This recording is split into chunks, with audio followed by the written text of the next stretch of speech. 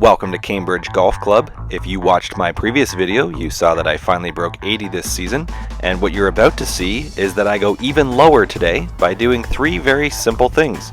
The first thing you're going to see here is that even though this is a relatively short par 4, I am only using my 5-wood off the tee.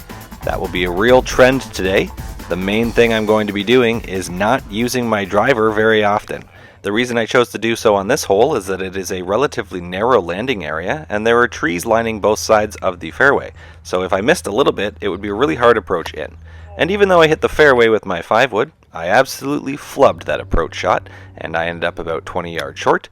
So if you do make a mistake like this, it is important to not let it get you down. I have a nice little pitch on here and it didn't check up as much as I would have liked, but the goal was just to try to be anywhere within 8 to 10 feet, and I end up being about 6 or 7 away, and I drain that par putt, and that is a nice save to start the day. This second hole is an incredibly generous par 5. It is only playing at 385 yards from the whites, so I again opt to use my 5-wood because I don't want to go out of bounds to the left, and that ends up being a good decision because that was a terrible strike and I left myself short of the out of bounds area, and because I knew this plate is such a short hole, it doesn't end up hurting me much. I have a chance to try and fade around this 6-iron, only being about 180 yards away from the green, so you can see I set my feet up a bit more to the right, and I put a nice swing on this with the outside in path. It ends up fading around and I do make it on the green. All right.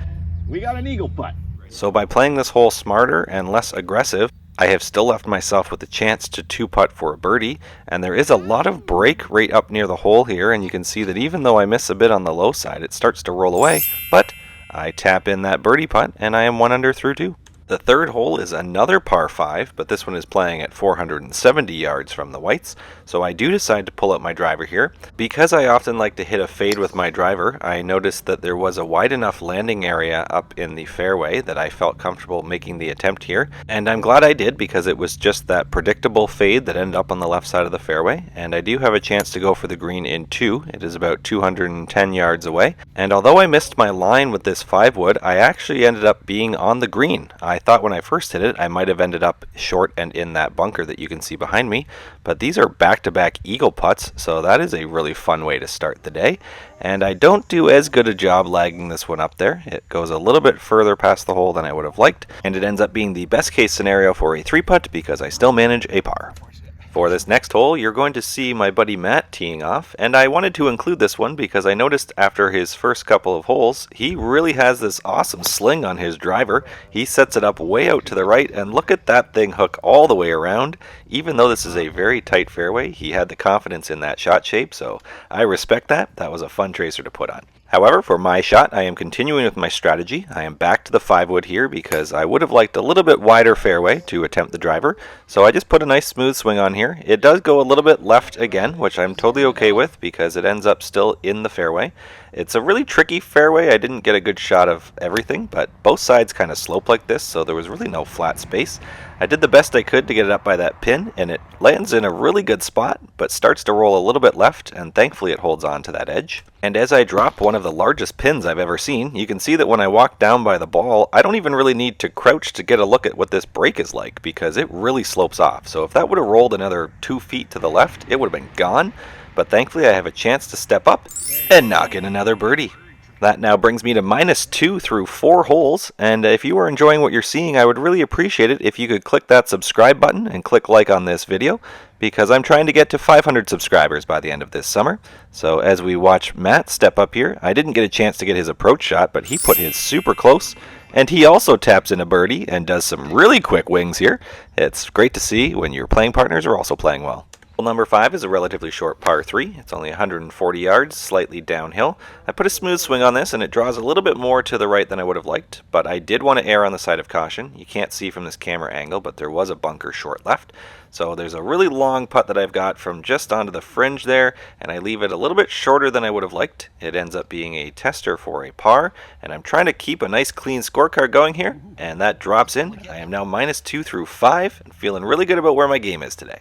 The trend of narrow landing spaces continues onto hole 6, so again you can see that I've pulled out the trusty 5-wood. This is one of the nicer strokes that I have on it in the entire day. I end up right in the middle of the fairway. I did end up at about an awkward 110-yard distance for me, so I'm kind of in between clubs here, and I try to put a 3/4 swing on my 52 degree, and it's a little bit shorter than I would have liked. And then I make a bit of a mistake here as I pull out my 56 degree, and you can see I hit a little bit behind this ball. What I should have done here is pulled out my 9-iron because I had a lot of landing space, so it would have been a much easier shot to just try and do a bump and run, and then you're less likely to hit behind the ball that way. So I do have another real tester here for par, and that one also drops. I can't believe that I'm making some of these clutch putts. Days like this, you just need to capitalize, and we follow that up with another short par 3. The picture shows the pin is on the left, but it's actually on the right. So this is a great shot I have where it draws around that bunker off to the right side of the pin, and I've given myself a really good shot to look at a birdie here. And one of the other ways that I'm controlling a nice low score today is that I'm not getting too aggressive with these putts. It's just a nice smooth controlled pace, and I don't think I read the putt from the low side of the hole, which I usually do because I thought that was going to move to my left, but it actually did break a little bit to the right at the end. But again, nice easy par, and we move on to the hole 8, which is a par 5. This is one that I decide to use my 6-iron instead of my 5-wood, because if you notice the trees that are just on the left-hand side there, if I end up too far left of that, I do not have a good second shot to then set myself up for a third approach to the green. So because I'm just trying to play this as a nice easy 3-shot hole, I'm not worried about being further back. So that was a good 6-iron start, and then a pitching wedge just to get up to the hill. And I did leave myself a little bit further back than I would have liked for my approach in. So it ended up being about 120 yards, and I pulled it just a little bit short right there. But thankfully my chipping and putting have been a pretty good factor for my success today, and I chipped that relatively close, and another tap-in par. Setting up the 9th hole, which is again a par 3. And I put a really good swing on this one. I'm just trying to get anywhere on the green. Knowing that I'm -2 right now, I'm not trying to get aggressive here. I'm just trying to get on the green, 2-putt for par, and end with the possibly greatest 9 holes that I've ever had. It's certainly the best 9 holes I have had on my channel so far.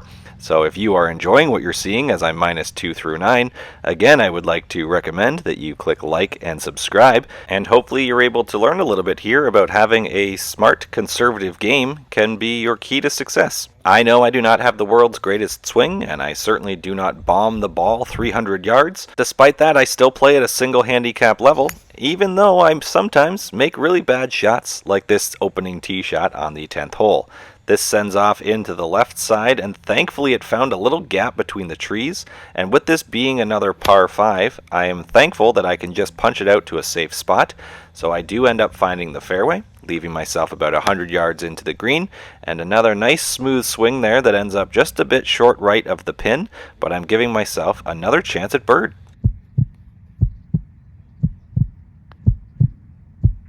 Unfortunately, it trails off to the left just at the end there, but that is a very easy tap-in par, and I'm quite fortunate to get that after that opening tee shot. And despite the fact that I hit a bad 5-wood on the last hole, I'm not letting that get in my head. I pull it back out again here because it's another narrow landing area, and it does go a little bit left. And although that's been happening a few times, you should hopefully be able to see that's exactly why I'm not always pulling out my driver, because if I was missing left with my driver, I would be in a much trickier position. However, I do still end up being short of the green from the rough, and I have to flop myself out of this bunker. It keeps rolling a little bit further past the hole than I would have liked, but I don't play out of bunkers very often on the courses that I play, so I'm okay with that. I missed the par putt, and unfortunately there is the first bogey of the day. And then on the very next hole, for only the second time today, I am pulling out my driver. Again, the reason I'm doing this is because I know there's a wide landing area, so I aim off to the right hoping for a bit more of a fade, but it just basically stayed straight on its line. So because I chose a smart line, it ends up just in the right rough, which still has a good approach to the green. And that's an important thing when you are using your driver, to make sure you know your shot shape, because if you end up missing, you want to make sure it's still at a decent spot. So that approach on was really tricky to get near the hole because you can kind of see what a big slope it is. And even though my putt was on a really great line from that distance, it slowed down quite a bit at the end there, but that ends up being a nice tap-in par and a good bounce back after that bogey. The next hole is a par 3, and what I did on this one is I used a club that I knew would not even get pin high because I noticed the bunkers on the left and the right were in a really tricky spot. So I decided to just club down have a little bit more control on it, and then just try to leg a putt up there to give myself a chance at the par. Because I feel like if I would have gone at that pin, and if I would have gone long, putting downhill would have been a lot trickier than uphill, and it ends up being a smart play. That's a nice tap-in par. I am -1 through 3. And now looking back on this hole, this was a big mistake of mine. I had so much success with my 5-wood today that I don't know why I didn't try it again here. I pulled out my driver and I thought that I would be able to fade it in that little gap that was up there, but that was completely against my regular game plan, and you can see that it immediately backfires here. I have to punch out because the thing I did not want to do was miss left, and that's exactly where I ended up. So now I have my third shot in here, and this pin is tucked back in a little bit of a tricky spot, and I'm caught in between distances again. So I try to do a bit of a low punch shot and hope that it would roll up there, but it did not, so this is a really long par putt. And that's exactly why it's important to stick to your game plan. I ideally should have just stuck to my 5-wood and dealt with a little bit longer approach into this green, knowing that I might have been able to end up short and maybe chip closer than that attempted pitch. So that's a lesson learned. That's another bogey for me. And unfortunately, I followed up with the worst hole of the day. This is a very tricky par 3 that's quite a bit downhill, and I left it quite short. And where this pin is not ideal to leave it short. I tried to get really cute with my pitch on, and I end up short again. So now I'm chipping it, trying to get close to that pin, and it just misses, and watch how far this thing rolls away. I did not want to be on that side of the hole, and this is now leaving myself an incredibly long bogey putt, and this is not a good way to bounce back after a bogey, because I know that the chances of making this are slim, so I have to just take my medicine, attempt to get close for a double bogey, and that's exactly what I do. I follow that up with another mistake here, because this is another par 5, and I should have just, again, stuck to the 5-wood. But I was trying to get aggressive, thinking that I could maybe get a birdie here and make up for one of those 2 bad holes that I just had. But I sent that drive a little bit left. I had a really bad punch out as my second shot, and now I'm trying to fade this all the way around close to the hole with my 5-wood, and I do a decent job of it, but it doesn't fade enough, and I end up in the rough with this really awkward pitch downhill. So it does land in a decent spot, but I did not realize it was just going to keep taking off that much, and I end up in the rough. So now my par attempt is chipping on, and this is another opportunity for me just to take my medicine, try and get close and have a bogey. So after a really good round, I am now +4 over the last 3 holes, which brings me to +3 through 16.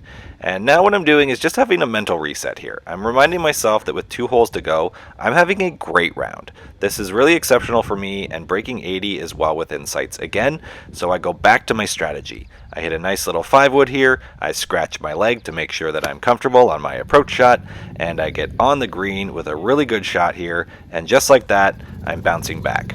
So it's really important to make sure that you find any opportunity you can to have a mental reset, and even though I missed this birdie attempt, I do have a nice easy tap-in par, and after the last 3 holes, that feels like a birdie. But then, silly me, I pull out my driver because I know this is a par 4 that you can get on with a good drive, and even though there's danger on the left and the right, I made a terrible decision. So I did pull that off to the right, and I ended up needing to punch my shot out here. I didn't record it because I was close to the group that was on the previous hole, so I was just trying to get out of their way. So this is my 3rd shot on, and I'm hoping to get close enough that I can give myself a decent look at a par, and I do. This is an uphill putt. Knowing that I've already broken 80 has taken a lot of pressure off me, but this would be a really good feeling putt if it would drop.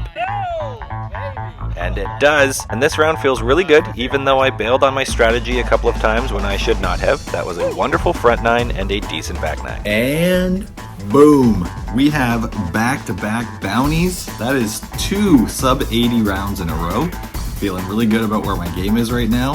So let's try to make it a 3rd round in a row, which would officially be a streak. And let's see how many more hats I can collect before the end of this season. Thanks for joining. See you next time.